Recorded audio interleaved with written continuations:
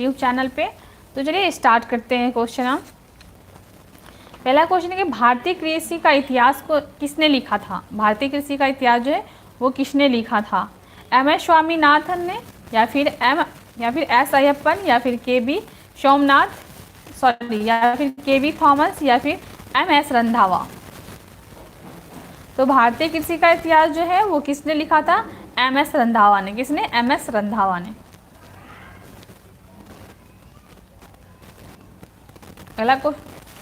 चलिए अगला क्वेश्चन है आपका कि देश में प्रथम कृषि विश्वविद्यालय की स्थापना किस वर्ष हुई थी। देश में प्रथम कृषि विश्वविद्यालय की स्थापना किस वर्ष हुई थी। 1950 में, 1960 में, 1970 में, या फिर 1980 में।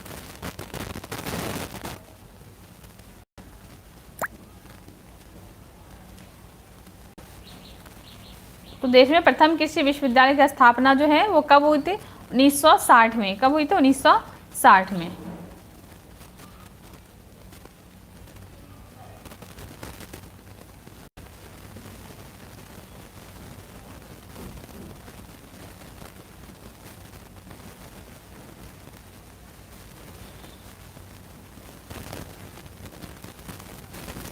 अगला क्वेश्चन है कि यदि खाद्यान्नों का सुरक्षित संग्रह सुनिश्चित करना हो तो कटाई के समय उनका आर्द्रता अंश कितने प्रतिशत से अधिक नहीं होना चाहिए।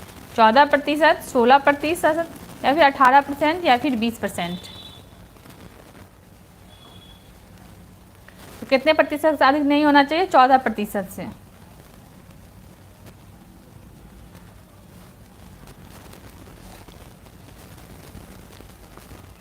अगला क्वेश्चन है कि कृषि में युग्म पैदावार का आशय डैश को उगाने से है। कृषि में युग्म पैदावार का आशय जो है किसको उगाने से है। विभिन्न मौसमों पर दो फसल, या फिर एक ही साथ दो फसल, या अन्य फसल के साथ एक फसल, या इनमें से कोई नहीं। तो क्या हो जाएगा। विभिन्न मौसमों पर दो फसल।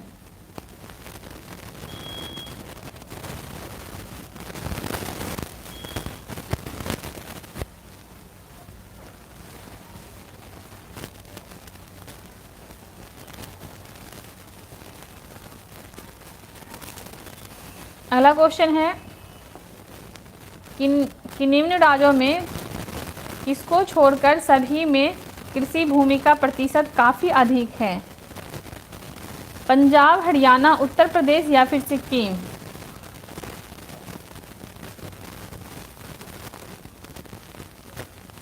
कौन से राज्य को छोड़ के सभी में कृषि भूमि का प्रतिशत काफ़ी अधिक है। पंजाब, हरियाणा, उत्तर प्रदेश, या सिक्किम। तो सिक्किम के छोड़ के। तो क्या हो जाएगा इसका आंसर। सिक्किम।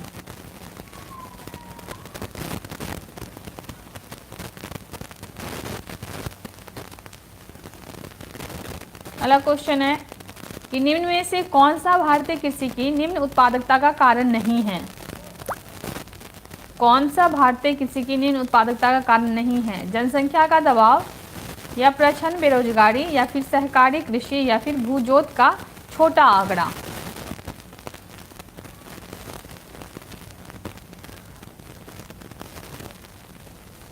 क्या हो जाएगा। सहकारी कृषि के कारण।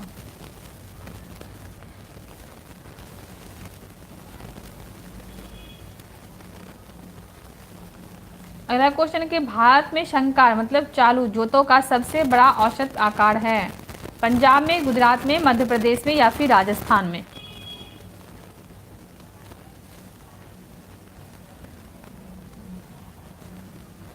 क्या हो जाएगा। पंजाब में।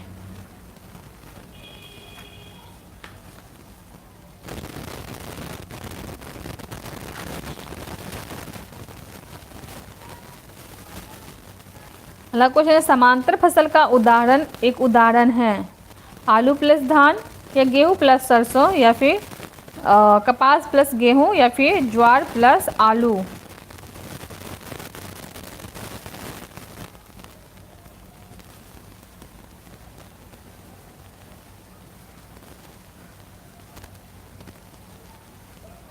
तो समांतर फसल का एक उदाहरण कौन सा है। गेहूं प्लस सरसों।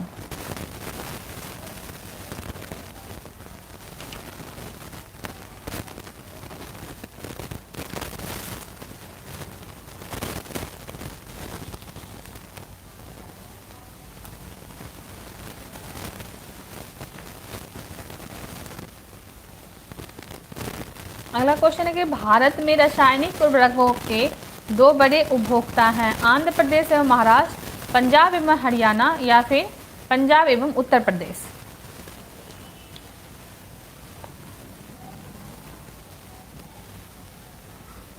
भारत के रासायनिक उर्वरक के दो बड़े उपभोक्ता कौन से हैं? उत्तर प्रदेश एवं आंध्र प्रदेश।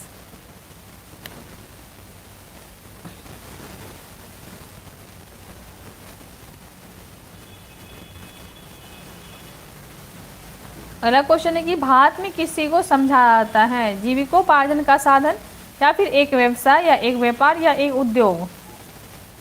तो भारत में कृषि को जो है जीविकोपार्जन का साधन समझा जाता है।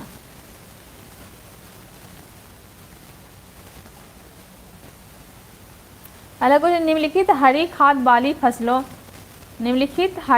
वाली फसलों में से किसमें नाइट्रोजन की मात्रा सर्वाधिक पाई जाती है?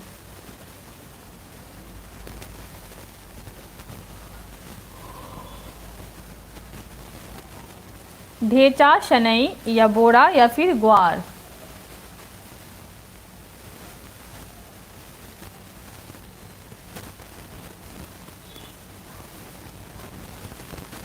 क्या हो जाएगा?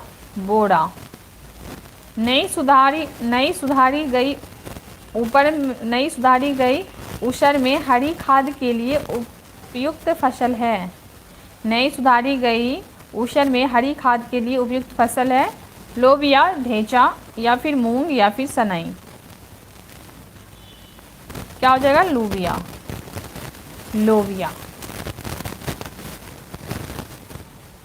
अगर कुछ संतुलित उर्वरक प्रयोग किया जाता है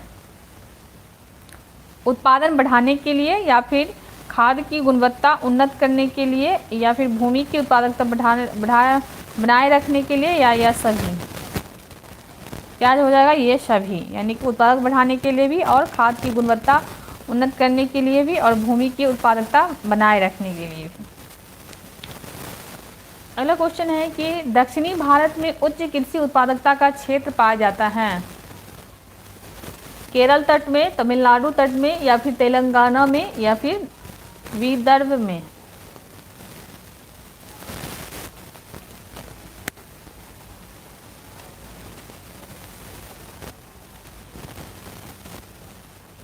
तो क्या हो जाएगा? तमिलनाडु तट में।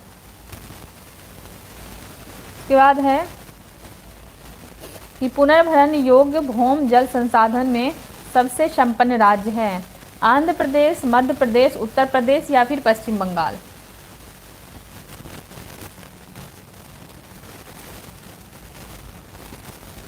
तो पुनर्भरण योग्य भूमि जल जो है संसाधन में सबसे संपन्न राज्य कौन सा है? उत्तर प्रदेश। उत्तर प्रदेश। निम्नलिखित राज्य में से कौन भारत में ठेकेदारी कृषि को लागू करने में अग्रणी है? हरियाणा, पंजाब, तमिलनाडु या उत्तर प्रदेश।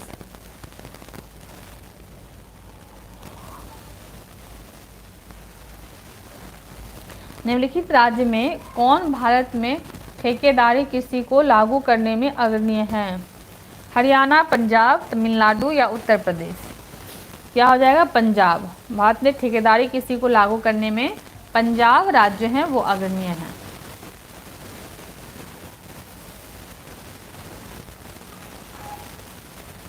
अगला क्वेश्चन है कि भारतीय कृषि पर वैश्वीकरण के प्रभाव के संदर्भ में निम्नलिखित में से कौन सी व्याख्या असत्य है? जलवायु परिवर्तन या फिर नगद फसलों पर बल या फिर आय असमानता में वृद्धि या आर्थिक सहायता में कटौती। तो कौन सा असत्य इसमें से? जलवायु परिवर्तन।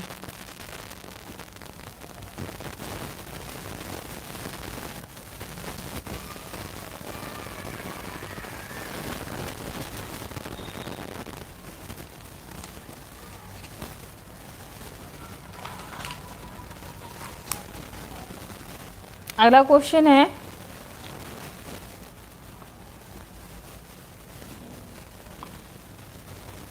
कि भारत में सीमांत कृषि भूमि जोत का आकार है भारत में सीमांत कृषि भूमि जोत का आकार है 5 हेक्टेयर से ज़्यादा, 2 हेक्टेयर से 4 हेक्टेयर के बीच, या फिर 1 हेक्टेयर से 2 हेक्टेयर के बीच, या फिर 1 हेक्टेयर से कम,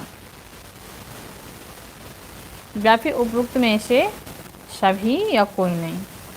तो भारत में सीमांत कृषि भूमि जोत का आकार जो है वो 1 हेक्टेयर से कम है। कितने से? 1 हेक्टेयर से कम है। ये आपका बीपीएससी पूछा है क्वेश्चन, ये बीपीएससी का प्री क्वेश्चन है। निम्न में से कौन सा एक कृषि में उत्पादकता बढ़ाने का रास्ता है? निम्न में से कौन सा एक कृषि में उत्पादकता बढ़ाने का रास्ता है?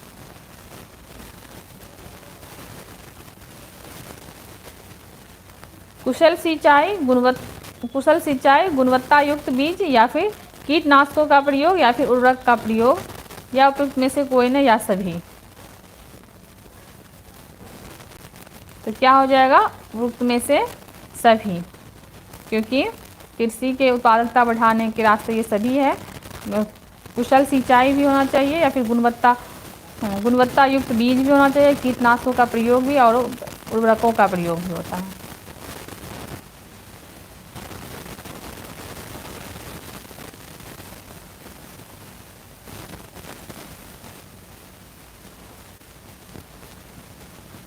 अगला क्वेश्चन है कि हरित क्रांति नई कृषि व्यूह रचना का परिणाम थी जो 20वीं सदी में प्रारंभ की गई थी। 5वें दशक के दौरान, 7वें दशक के दौरान, या फिर 6ठे दशक के दौरान, या फिर 8वें दशक के दौरान।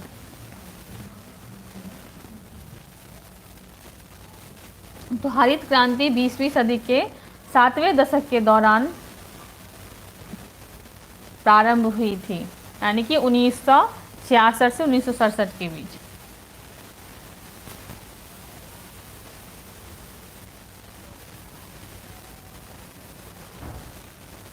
अगला क्वेश्चन है सदाबहार क्रांति भारत में कृषि उत्पादन बढ़ाने के लिए प्रयोग में लाई गई।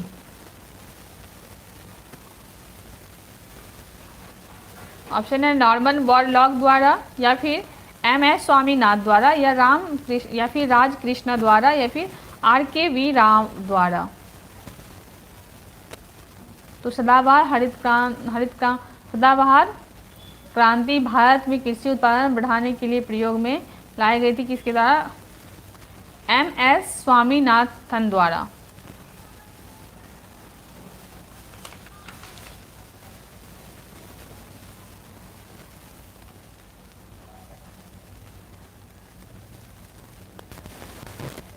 अगला क्वेश्चन है कि नॉर्मन अर्नेस्ट बोरलॉग जो हरित क्रांति के जनक माने जाते हैं किस देश से हैं? संयुक्त राज्य अमेरिका से, मैक्सिको से, ऑस्ट्रेलिया से, या फिर न्यूजीलैंड से?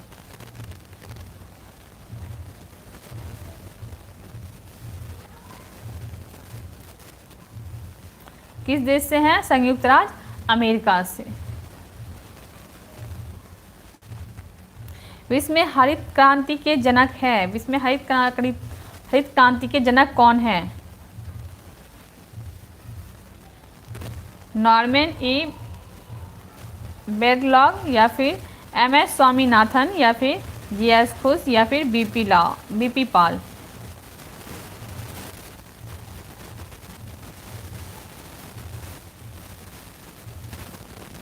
तो विश्व हरित क्रांति के जनक कौन है? Norman E Borlaug. अगला क्वेश्चन है कि हरित क्रांति से गहरा संबंध किसका रहा है? डॉक्टर स्वामीनाथ का, या फिर डॉक्टर कुरीन का, या फिर सी सुब्रमण्यम का, या फिर डॉक्टर अब्दुल कलाम का? तो हरित क्रांति से गहरा संबंध किसका रहा है? डॉक्टर स्वामीनाथन का। किसका? डॉक्टर स्वामीनाथन का।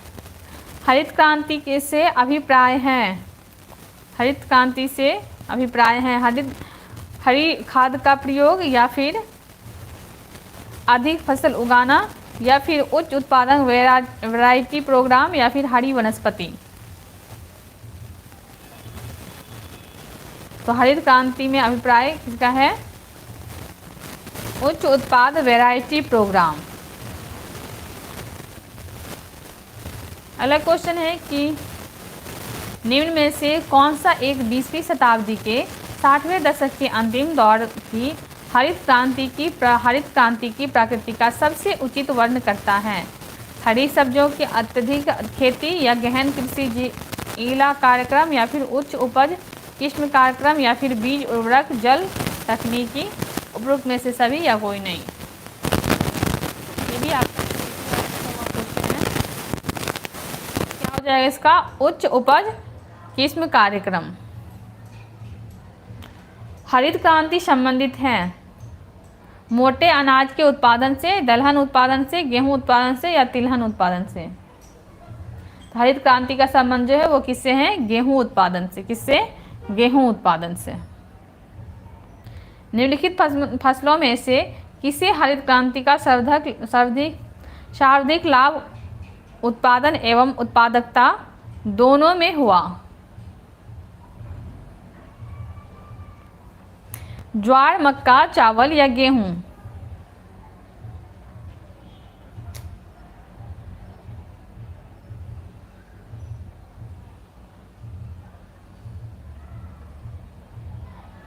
क्या हो जाएगा? गेहूं में। हरित क्रांति का प्रभाव किसके उत्पादन में सबसे अधिक महसूस किया गया? हरित क्रांति का प्रभाव किसके उत्पादन में सबसे अधिक महसूस किया गया? तिलहन, गेहूं या फिर गन्ना या दालें? तो क्या हो जाएगा? गेहूं में।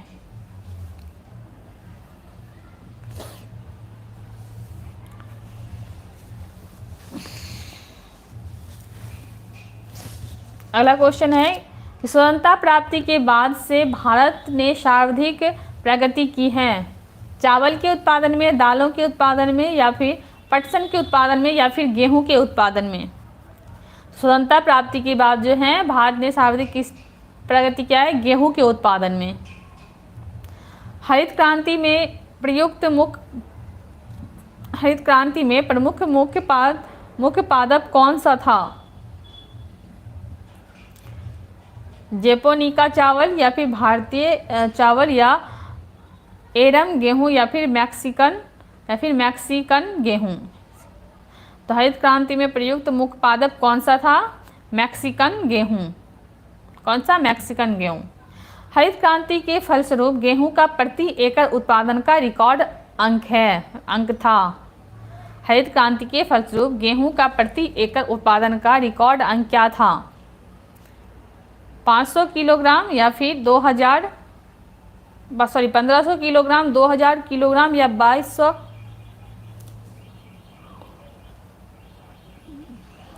या फिर 2222 किलोग्राम या फिर 3000 किलोग्राम? तो क्या हो जाएगा? 2000 किलोग्राम।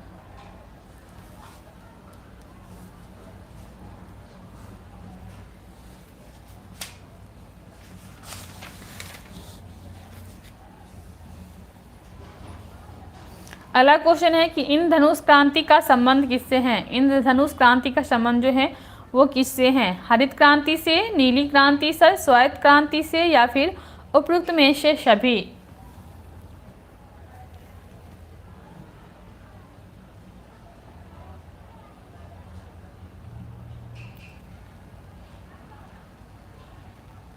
तो इंद्रधनुषीय क्रांति का संबंध किससे है? हरित क्रांति से, श्वेत क्रांति से, नीली क्रांति से या फिर उपरोक्त में से सभी? तो सभी से हैं। ठीक है। गुलाबी क्रांति किससे संबंधित है? कपास से, लहसुन से या अंगूर से या फिर प्याज से? तो गुलाबी क्रांति का संबंध जो है वो प्याज उत्पादन से है। किससे? प्याज उत्पादन से है।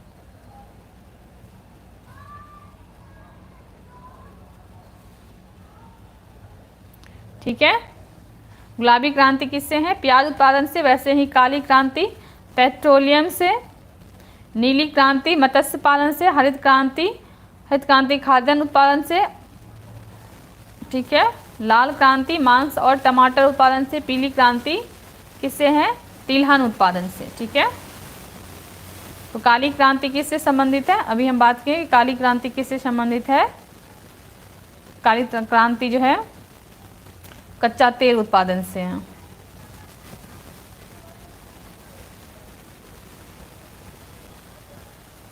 ये भी आपका बीपीएससी पूछा है। आगे बढ़ते हैं कि नीली क्रांति किससे संबंधित है? कृषि से, लोहा एवं इस्पात उद्योग से, या फिर सिंचाई से, या फिर मत्स्य पालन से। तो नीली क्रांति जो है वो मत्स्य पालन से है।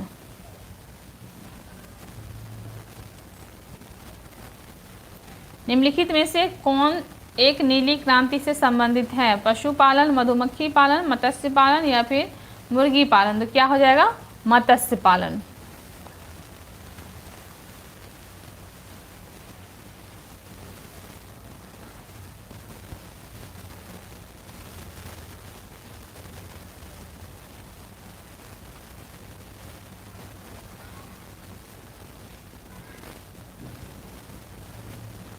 जीरो टिल बीज एवं उर्वरक ड्रिल विकसित किया गया था। PAU लुधियाना में, या फिर JB पंत कृषि एवं औद्योगिक विश्वविद्यालय पटनगर में, या फिर IISR लखनऊ में, या फिर IARI नई दिल्ली में। तो कहाँ किया गया था? JB पंत कृषि एवं औद्योगिक विश्वविद्यालय पटनगर में। अगला क्वेश्चन कि निम्न में से कौन सी एक फसल व्यापारिक नहीं है? कौन सी एक फसल जो व्यापारिक नहीं है? गन्ना, कपास, केला, या फिर बाजरा। कौन सा फसल व्यापारिक नहीं है? वह है बाजरा।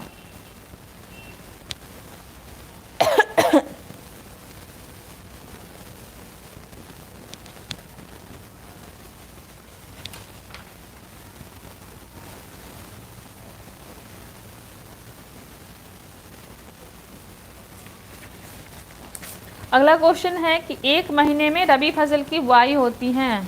किन महीने में रबी फसल की बुआई होती है? मार्च अप्रैल में, जून जुलाई में, अक्टूबर नवंबर में, या फिर जनवरी फरवरी में। तो रबी फसल की बुआई जो है वो किस महीने में होती है? अक्टूबर नवंबर में। किस में? अक्टूबर नवंबर में।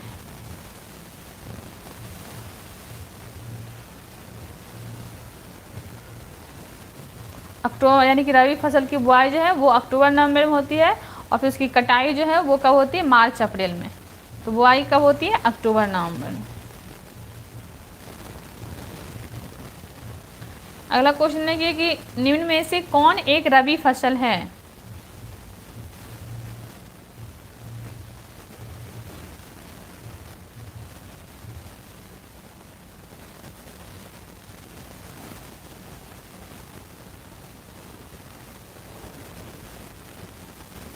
अगला क्वेश्चन है कि निम्न में से कौन एक रबी फसल है? कपास, मक्का, अरहर, या फिर सरसों।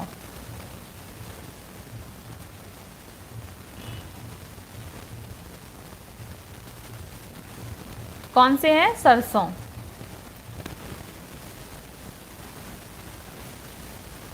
रबी फसलों को कब बोया जाता है? अक्टूबर से नवंबर के तक, या फिर दिसंबर से मार्च तक, या फिर मई से जुलाई तक, या फिर अगस्त से सितंबर तक।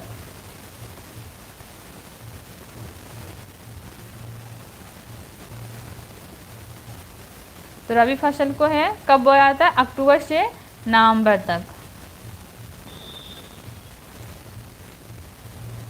अगला क्वेश्चन है कि निम्न में से कौन सी खरीफ फसल नहीं है?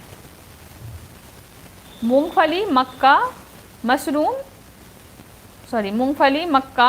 मसूर, या फिर धान।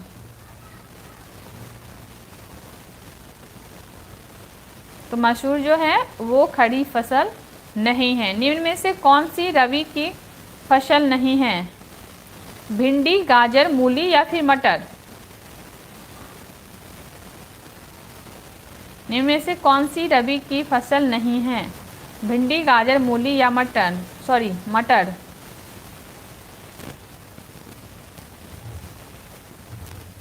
तो कौन सी नहीं है रबी फसल?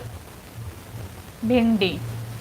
निम्न में से कौन सी खरीफ फसल नहीं है? धान, चना, मक्का, ज्वार।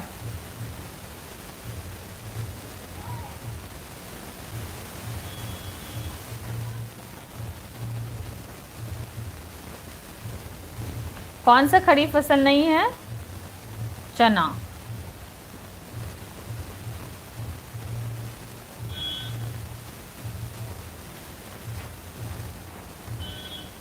देखिए अगला क्वेश्चन सुनिएगा कि फसलों के आधार पर बेमेल बताइए, यानी धान, ज्वार, मक्का और गेहूं, इसमें से बेमेल कौन है? देखिए आप, गेहूं जो है वो रबी फसल है, और गेहूं के अलावा आप देख लीजिए धान, ज्वार और मक्का, ये तीनों फसल जो है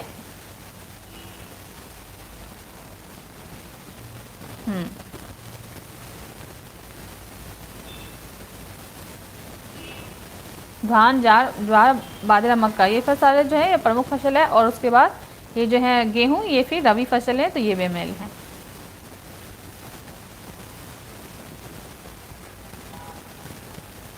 अगला क्वेश्चन है कि नकदी फसल में सम्मिलित नहीं है, कौन सी फसल जो बता रहे इसमें नकदी फसल में सम्मिलित नहीं है? गन्ना, कपास, जूट या गेहूं? ये भी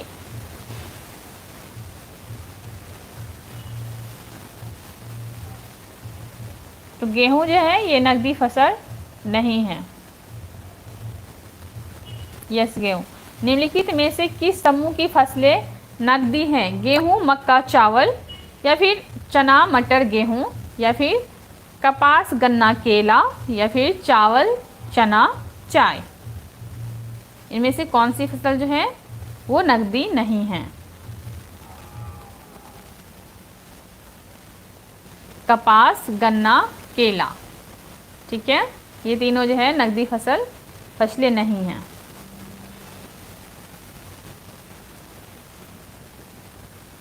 अगला क्वेश्चन है, देश में गेहूं का उत्पादन कम होने की आशंका से भारत ने किसी देश के साथ 15 लाख टन के गेहूं आयात करने के लिए अनुबंध किया था? ऑस्ट्रेलिया से, मैक्सिको से, या फिर संयुक्त राज्य अमेरिका से, या फिर कनाडा से?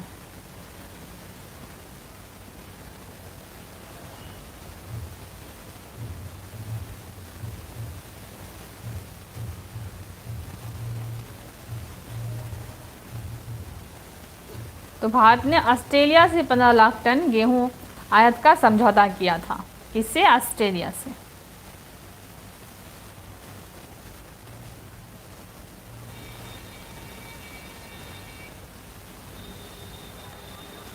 अगला क्वेश्चन है, गेहूं के अधिकतम उत्पादन वाला कौन सा राज्य है? गेहूं के अधिकतम उत्पादन वाला कौन सा राज्य है? पंजाब, हरियाणा, या फिर उत्तर प्रदेश, या फिर मध्य प्रदेश?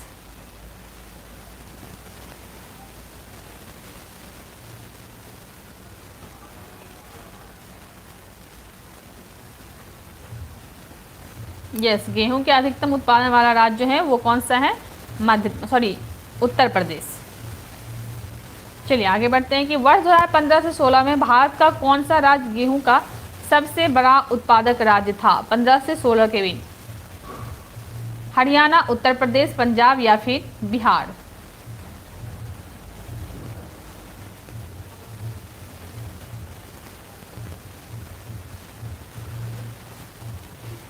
इसका भी क्या होगा? वर्ष 2015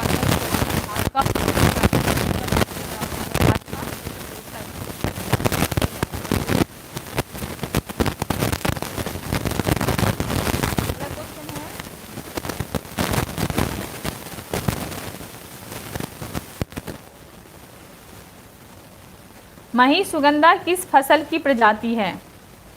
महिसुगंधा जो वो किस फसल की प्रजाति है? धान, गेहूं, सूर्यमुखी, या सरसों?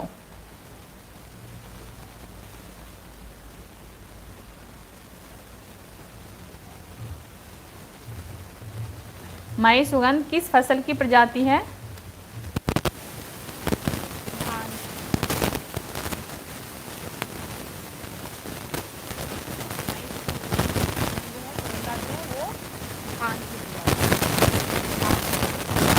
आगे बढ़ते हैं, इसके उत्पादन में भारत में उत्तर प्रदेश का प्रथम स्थान है।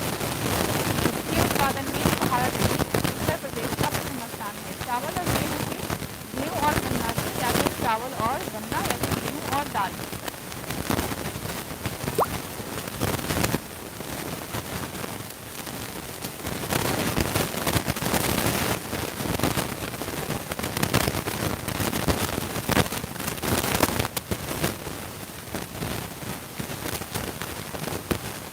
क्या हो जाएगा?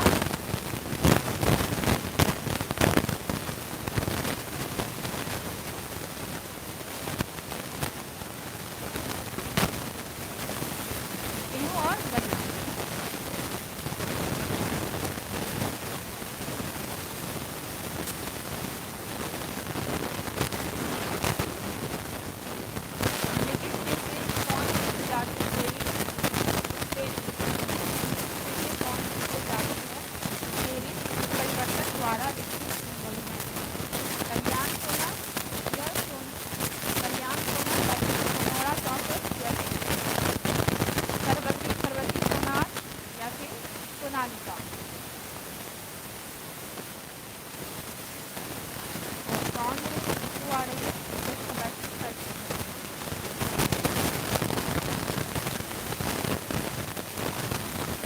क्या होगा? सोनार चौकर।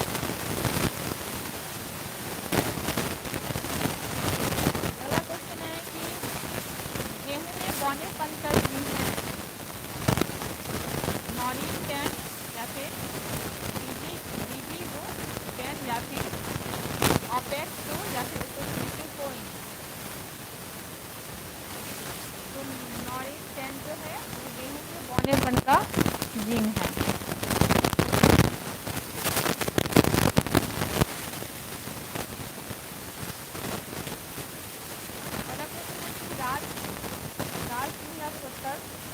एक प्रजाति है राज 3070 एक प्रजाति कौन सी प्रजाति है? मक्के की या ज्वार की या धान की या फिर गेहूँ?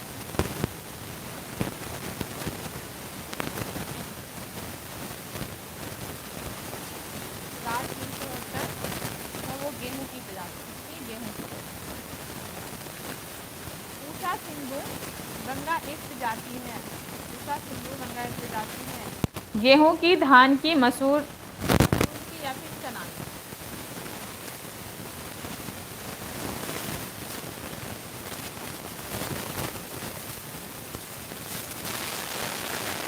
पूषा सिंधु गंगा एक प्रजाति है,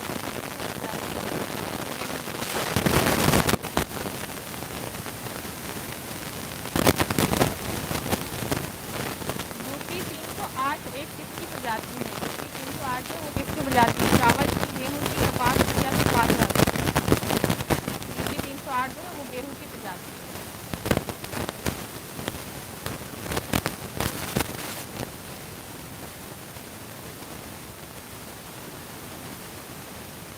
निम्नलिखित में से कौन सा एक गेहूँ का फसल का रोग है? ब्लास्ट, टीका या डस्ट या फिर डस्ट?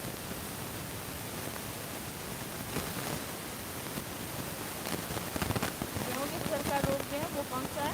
रस्ट। कल्याण सोना एक किस्म है चावल का, गेहूँ का या फिर चावल, मक्का, गेहूँ या फिर ज्वार?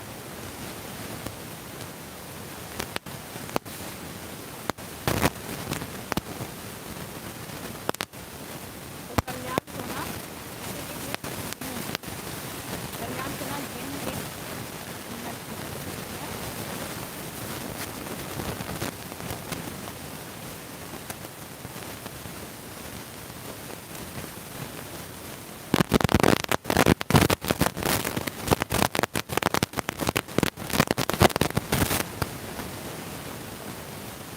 अलग है कि धान की उत्पत्ति हुई यूरोप में, दक्षिण पूर्वी एशिया में या फिर दक्षिण अमेरिका में या फिर उसमें से कहीं नहीं?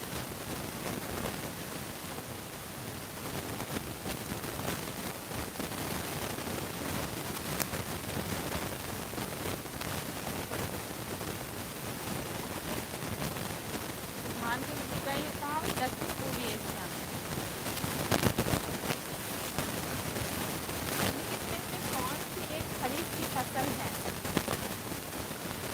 मसूर, अरसी, सरसों या सोयाबीन? खरीफ की फसल कौन सी है? सोयाबीन।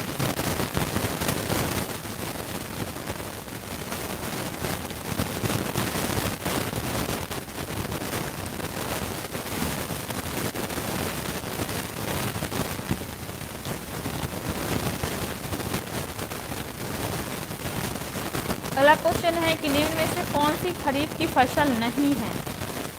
कपास, मूंगफली, मक्का या सरसों?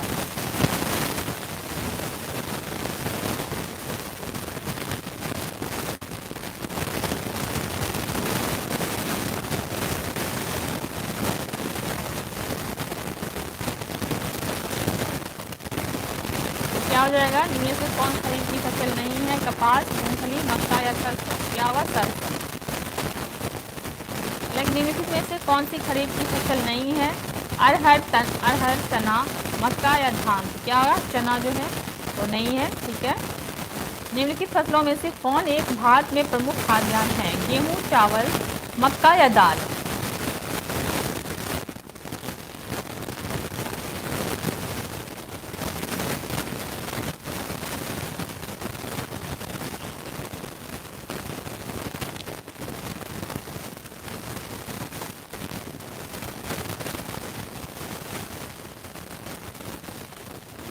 क्या होगा? निम्नलिखित फसलों में से कौन एक भारत में प्रमुख खाद्यान्न है? गेहूं, चावल, मक्का या दाल? क्या होगा? चावल।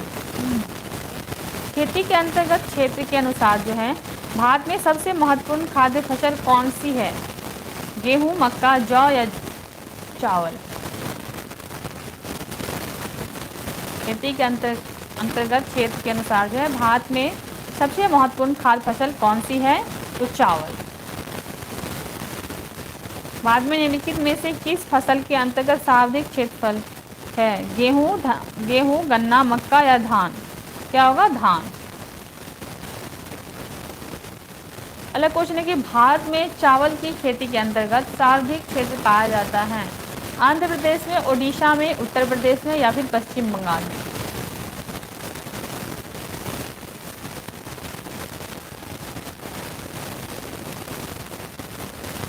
क्या होगा? उत्तर प्रदेश।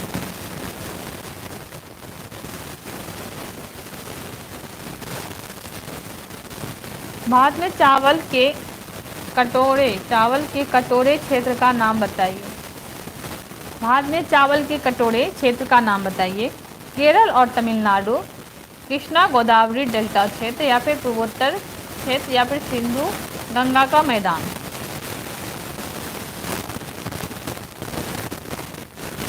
क्या हो जाएगा? चावल के कटोरे क्षेत्र का नाम क्या है? कृष्णा गोदावरी डेल्टा क्षेत्र। निम्न राज्यों में से किसमें धान की उत्पादकता सर्वाधिक है? कौन से राज्य में धान की उत्पादकता जो है वो सबसे ज़्यादा होता है? पंजाब, उत्तर प्रदेश, हरियाणा या उपरोक्त में से कोई नहीं?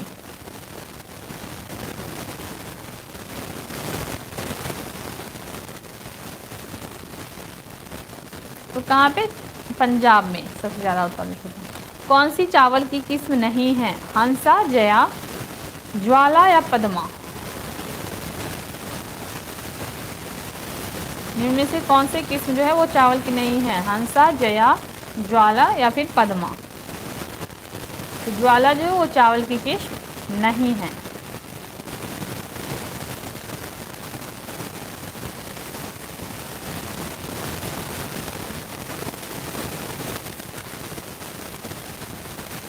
अगला क्वेश्चन है कि अमन धान कब उगाया जाता है? अप्रैल से मई में, जून जुलाई में, नवंबर दिसंबर, मई जून में? अमन धान जो कब उगाया जाता है? जून जुलाई में।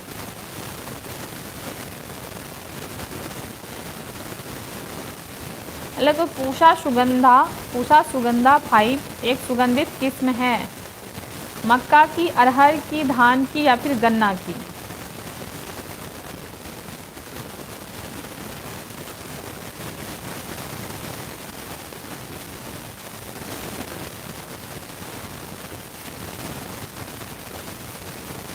पूसा सुगंधा 5 एक सुगंधित किस्म है? मक्का की, अरहर की, धान की या फिर गन्ना की?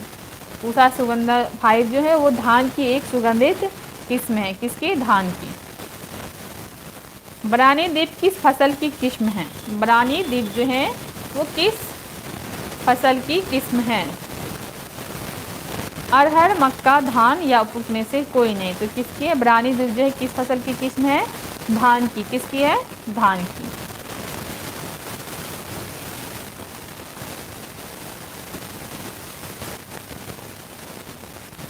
अगला क्वेश्चन है कि निम्नलिखित में से कौन सी बासमती चावल की संकर प्रजाति है? पूसा RH10 या फिर पूसा सुगंधा 3 या फिर पूसा बासमती 1 या फिर पूसा सुगंधा 5? तो क्या हो जाएगा? कौन से बासमती चावल का संकर प्रजाति है? पूसा RH10। बासमती चावल की रोपाई हेतु उपयुक्त बीज दर है? 40 से 50 किलोग्राम पर हेक्टेयर या फिर 20 से 30 किलोग्राम पर हेक्टेयर या फिर 15 से 20 किलोग्राम पर हेक्टेयर या फिर 5 से 10 किलोग्राम पर हेक्टेयर? क्या हो जाएगा? 15 से 20 किलोमीटर पर 20 किलोग्राम 15 से 20 किलोग्राम पर हेक्टेयर। बासमती चावल की रोपाई करते समय बेहतर उत्पादकता मतलब के लिए जो है आपको बीज दर कितना होना चाहिए, 15 से 20 हेक्टेयर, 15 से 20 किलोग्राम पर हेक्टेयर। अगला क्वेश्चन है, निम्न में भारत में निम्नलिखित में से कौन सा राज्य चावल का सबसे बड़ा उत्पादक है। भारत में निम्नलिखित में से कौन सा राज्य है चावल का सबसे बड़ा उत्पादक है। आंध्र प्रदेश, मध्य प्रदेश, पश्चिम बंगाल या फिर केरल।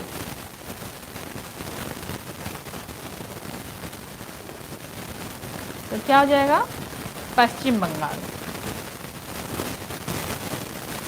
निम्नलिखित में से कौन सा एक जीव चावल की फसल के लिए जैव उर्वरक का कार्य करता है। निम्न में से कौन सा जीव जो है चावल की फसल के लिए जैव उर्वरक का कार्य करता है। नील हरित शैवाल, राइजोबियम या फिर कवक मूलक कवक या फिर एजेटोबैक्टर। क्या है, नील हरित शैवाल।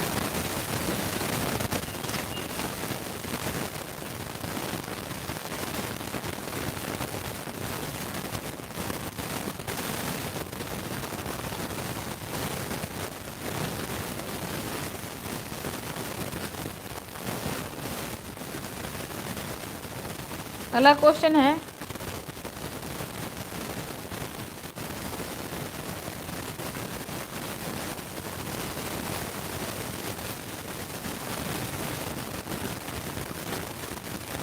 भारत का चावल का अधिक उत्पादक है आंध्र प्रदेश, बिहार, पंजाब या तमिलनाडु।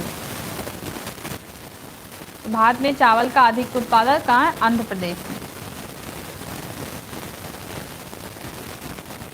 निम्नलिखित में से किस राज्य में संकर धान की खेती अंतर्गत सर्वाधिक क्षेत्रफल है। बिहार, कर्नाटक, पंजाब या फिर उत्तर प्रदेश। क्या हो जाएगा, उत्तर प्रदेश। अगला क्वेश्चन है कि भारत के राज्यों में से कौन सा राज्य चावल का सर्वाधिक उत्पादन करता है। पश्चिम बंगाल, उत्तर प्रदेश, हरियाणा या फिर पंजाब। क्या हो जाएगा, पंजाब।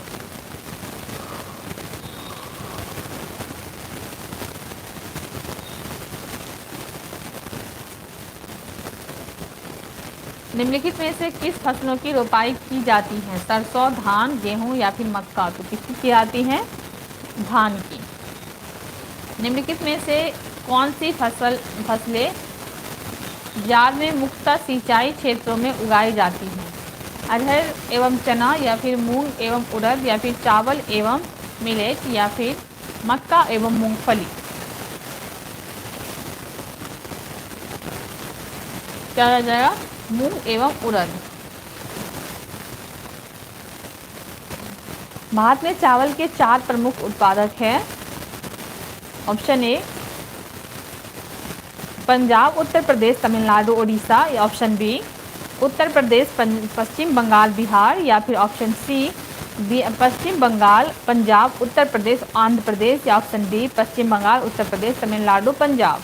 क्या हो जाएगा, सी पंजाब, पश्चिम बंगाल, पंजाब, उत्तर प्रदेश और आंध्र प्रदेश। ये चारों जो हैं प्रमुख उत्पादक स्थल हैं। ठीक है।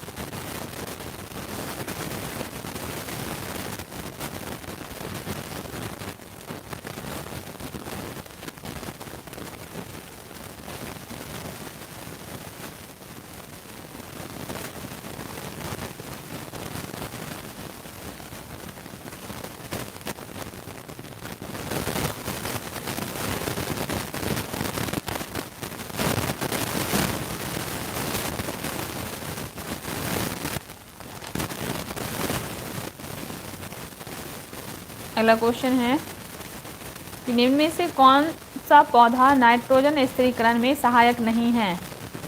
चना, मटर, सेम या धान। क्या हो जाएगा, धान। निम्न में से नकदी फसल कौन सी नहीं है। जूट, मूंगफली, ज्वार या गन्ना।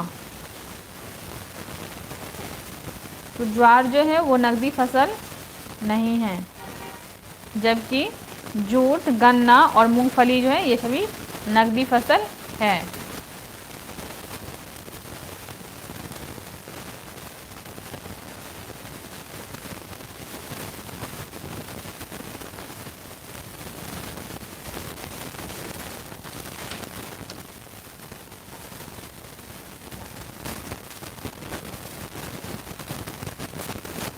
अगला क्वेश्चन है कि भारत का सबसे बड़ा कपास उत्पादक है महाराष्ट्र, गुजरात, पंजाब या फिर हरियाणा। भारत का सबसे बड़ा कपास उत्पादक कौन सा राज्य है? महाराष्ट्र। कौन सा है? महाराष्ट्र। निम्नलिखित में से किन राज्यों को कपास की खेती के कारण सफेद सोने का क्षेत्र कहा जाता है? रतलाम, खंडवा या फिर खंडवा खरगोन या फिर उज्जैन, शाजापुर या फिर धार, झाबुआ।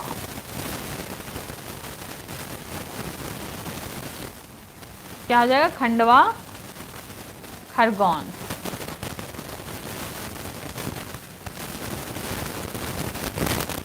अगला क्वेश्चन है कपास के रेशे प्राप्त होते हैं पर्ण से, बीज से, तने से या फिर मूल से। कपास के रेशे किससे प्राप्त होते हैं? पर्ण से, बीज से, तने से या फिर मूल से। तो कपास के रेशे जो है वो बीज से प्राप्त होते हैं। भारत में किस राज्य में सबसे अधिक सूती मिले हैं? मध्य प्रदेश, महाराष्ट्र, गुजरात, पश्चिम बंगाल, उत्तर में से कोई या फिर सभी। क्या हो जाएगा इसका? महाराष्ट्र। भारत में किस राज्य में सबसे अधिक सूती मिले हैं? महाराष्ट्र में। भारत में किस राज्य में कपास का औसतन उत्पादन जो है वो सर्वाधिक है? पश्चिम बंगाल, बिहार, असम या फिर आंध्र प्रदेश। क्या हो जाएगा? आंध्र प्रदेश। ये भी आपका बीपीएससी पूछा है।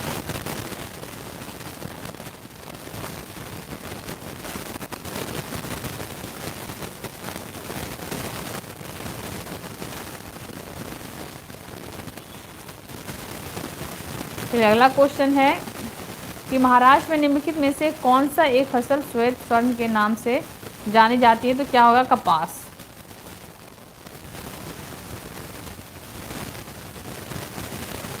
एक क्वेश्चन और पूछते हैं, ये कथन कारण वाला क्वेश्चन है, आप बताइएगा।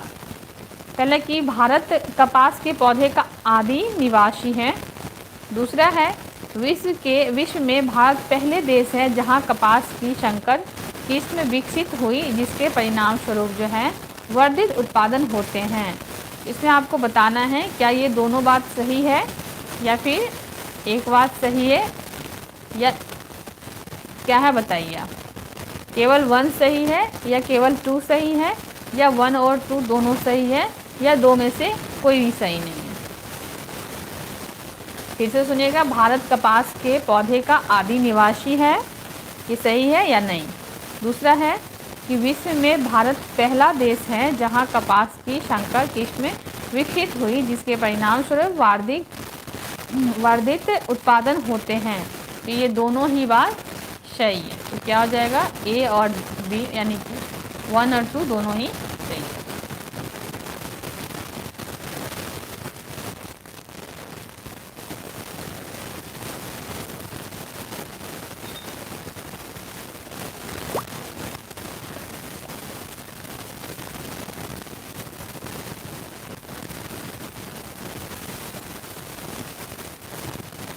अगला क्वेश्चन है कि भारत के निम्नलिखित क्षेत्र में से कौन सा कपास का अधिक मात्रा में उत्पादन करता है? तो उत्तर पश्चिम भारत और गंगा क्षेत्र, पश्चिम बंगाल या फिर उत्तर पश्चिमी और पश्चिमी भारत या फिर पश्चिमी और दक्षिण भारत या फिर उत्तर भारत के मैदान। तो क्या हो जाएगा? उत्तर पश्चिम और पश्चिमी भारत। ठीक है, चलिए बहुत बहुत धन्यवाद आप सभी लोग जुड़े थे। तो आज का क्लास यहीं पे ख़त्म करते हैं, फिर हम दूसरी क्लास में मिलते हैं। तब तक के लिए बाय बाय।